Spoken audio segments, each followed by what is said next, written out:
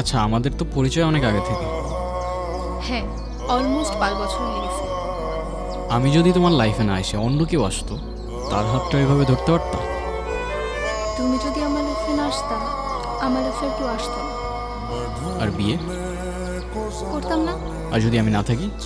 তুমি ছাড়া second time আমার লাইফে কেউ আসতো না, আর না কেউ টাচ করবে। আরশি, আমার তোমাকে অনেক ভালো লাগে।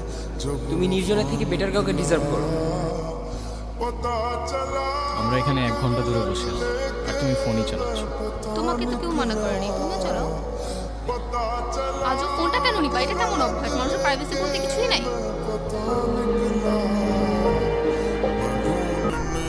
আমি জাস্ট টলারেট করতে পারতেছি না। হ্যাঁ, এখন তো আমার আর টলারেট করতে পারবাও না। তোমার কথাগুলো না আমার আর জাস্ট সহ্য হচ্ছে না। এখন সহ্য করতে পারবা না আরশি।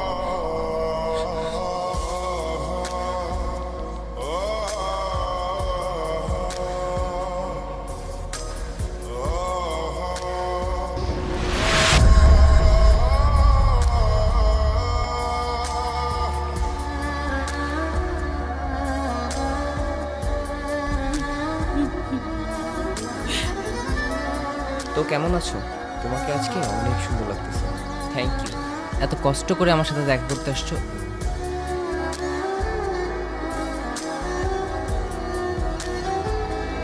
এতদিন বোকার মতো ভাবছি, কেন আমি এখনো সব কিছু দেখছি। সালা আজ বুঝলাম, আমি চলে যাওয়ার পর সব কিছু কীভাবে চেঞ্জ হয়ে যাবে।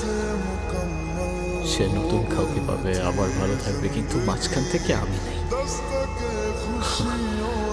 কি আজব না?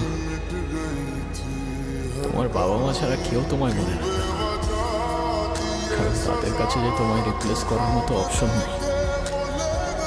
তুমি সুইসাইড করে যদি এক্সপেক্ট করো কারো জীবন তোমার জন্য থেমে থাকবে, সে তোমায় নিয়ে পড়ে থাকবে, ইউ আর ফাকিং রং। কারণ এই শহর মিথ্যা, শহরে দেওয়া কথার ইমোশন মিথ্যা, সত্য কোথাও নাই। তাই খুবই বলে, মিথ্যা শহরে ভালোবাসা খুঁজো না ভাই।